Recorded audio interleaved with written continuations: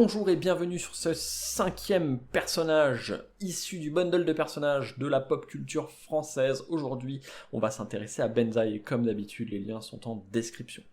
Comme d'habitude, on va parler de 3 choses. On va commencer par parler du personnage, de ce que fait Benzaï dans la vraie vie. On va parler ensuite de notre rencontre et de nos échanges qui ont mené à la création du personnage. Et ensuite, je vous fais pas un doigt, c'est promis, on parlera donc du personnage en lui-même, celui qui a été créé pour ce fameux bundle.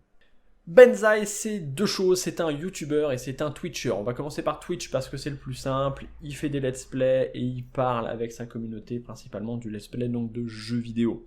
Sur YouTube, il a fait plusieurs choses. Il est responsable de la création de ce qu'il appelle le Hard Corner, donc qui est en gros une critique parfois un peu historique, parfois d'un jeu vidéo, d'une collector, souvent sur un ton un peu enfantin, adolescent, mais c'est le personnage qui veut ça, pas Benzaï, mais son personnage donc, qui est dans le Hard Corner. Et il fait aussi pareil avec de la critique de films. Moi, je recommande toujours Benzaï, au moins sur ses critiques de films, pas que le reste soit moins bien, mais je sais que le critique de films, ça peut parler à tout le monde, parce qu'il parle de films pourris, et il le fait extrêmement bien. Il y a une intelligence dans son écriture d'enfant adolescent, en fait. On sent qu'il y en a dans la caboche, on sent que le mec, il maîtrise son concept et qui maîtrise le média dans lequel il parle. On sent qu'il a réfléchi au média auquel il parle, et ça fait bien plaisir. Dans un humour qui est finalement mi-adolescent enfantin, mi un peu gras, mi-chargé de références.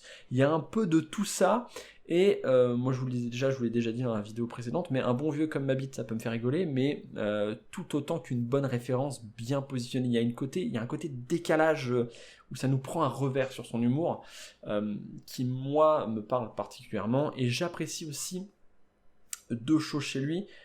En un, sa sincérité, c'est-à-dire que quand il parle d'un truc, tu sens qu'il le fait avec une certaine forme de sincérité tout le temps, et en fait, il est aussi capable de parler de choses assez tabous, avec une simplicité, un non-jugement, qui est hyper intéressant, et j'apprécie ces 2 facettes en fait, cette capacité à faire rire comme un gamin, mais aussi à se poser et à montrer qu'il connaît ce dont il parle.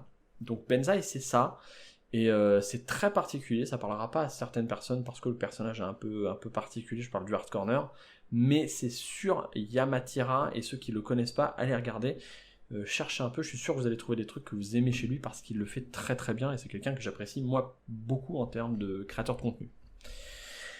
Benzaï, on a fait une opération commerciale avec lui, ça s'est très bien passé. Pour la petite anecdote, il a reçu le jeu, il n'a pas touché pendant presque 3-4 mois, on n'a pas eu de nouvelles, on s'est dit merde, qu'est-ce qui se passe? Et en fait, quand on a fini par discuter avec lui, il nous a dit quand j'ai reçu le jeu, ça faisait un peu peur, parce que c'est vrai que la boîte d'ODV, sans contexte, elle fait 3,5 kg, ça fait un peu peur.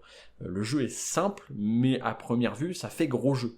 Et donc, il a fallu qu'on démystifie un peu ça et qu'on parle l'un et l'autre pour pouvoir se mettre en place l'opération commerciale, qui est donc pris la forme d'un Twitch dans lequel il a joué avec Ganesh, donc un mec dont on parlera dans la prochaine vidéo, et ça s'est très bien passé, ils ont passé un très bon moment, le jeu leur a plu, c'était cool, ça a plu à la communauté, j'étais là pendant le live, c'était très très très très agréable comme moment. Et pour ce live, Benzaï, qui a un peu lancé l'idée de ce bundle de personnages, m'a dit « Putain, mais est-ce qu'on ferait pas un personnage qu'on dévoilerait le jour du live, ce serait trop cool ». Et j'ai dit « Bah écoute, oui, pourquoi pas, on peut se le faire, sans aucun problème ». Donc, on a fait un perso à son effigie, on a réfléchi ensemble au personnage que je vais vous présenter maintenant. Ce personnage, il a été conçu en collaboration avec Benzaï, dans une dynamique de marouflard. Pourquoi? Parce que Benzaï, quand il joue aux jeux vidéo, il maroufle. C'est-à-dire que s'il peut trouver moyen d'abuser de l'IA ou des mécaniques du jeu, il va le faire. Typiquement, s'il peut se retrouver en train d'affronter le plus gros boss du jeu sur un lampadaire en lui lançant des patates à la gueule, littéralement des patates, vous pouvez être sûr qu'il va le faire. C'est ça, maroufler. C'est aller chercher les limites du jeu et le jouer avec. Ce perso a été conçu dans cette dynamique-là. On va donc faire un défenseur qui se met à poil. Le marouflard, c'est un personnage très particulier. On va commencer par ses caractéristiques et on va le décortiquer dans l'ordre. Vitalité 3, c'est très peu. Endurance 8, c'est beaucoup. Force 8, Dex 7, c'est pas mal. Très peu d'intelligence et de foi, mais une défense à 15. C'est 3 fois plus que le meilleur défenseur actuel du jeu, qui est le chevalier. Niveau 3, nudité assumée. Une armure ferait de moi une cible plus grande. Le marouflard a pour obligation de ne porter ni armure, ni bouclier. Il a forcément aucun objet défensif sur lui. Au prix d'un jet de Dex supérieur ou égal à 14, pour 2 d'endurance. Le marouflard défausse un équipement non porté. Puis, il inflige un nombre de points de dégâts égal au double de la valeur en cristal de l'équipement à un ennemi. Donc, j'ai des équipements qui, au lieu d'être vendus, comme d'habitude avec le forgeron, je vais les garder, les mettre de côté. Plus l'équipement vaut cher, plus il fait de dégâts. Je balance un pavois à la gueule de mec, qui vaut donc 4 cristaux, je fais énormément de dégâts. Ce qui veut dire que pour la première fois dans l'histoire de l'Ordre de Veyel, il va falloir réfléchir à ne pas vendre tous les objets bêtement, puisque ça peut servir au marouflard, il va falloir le nourrir exactement de ce qu'il a besoin. Et on récupère l'équipement défaussé à la fin du combat, donc par contre, bien sûr qu'il les récupère, sinon ça ferait un peu chier de balancer un pavois une fois pour faire 8 points de dégâts.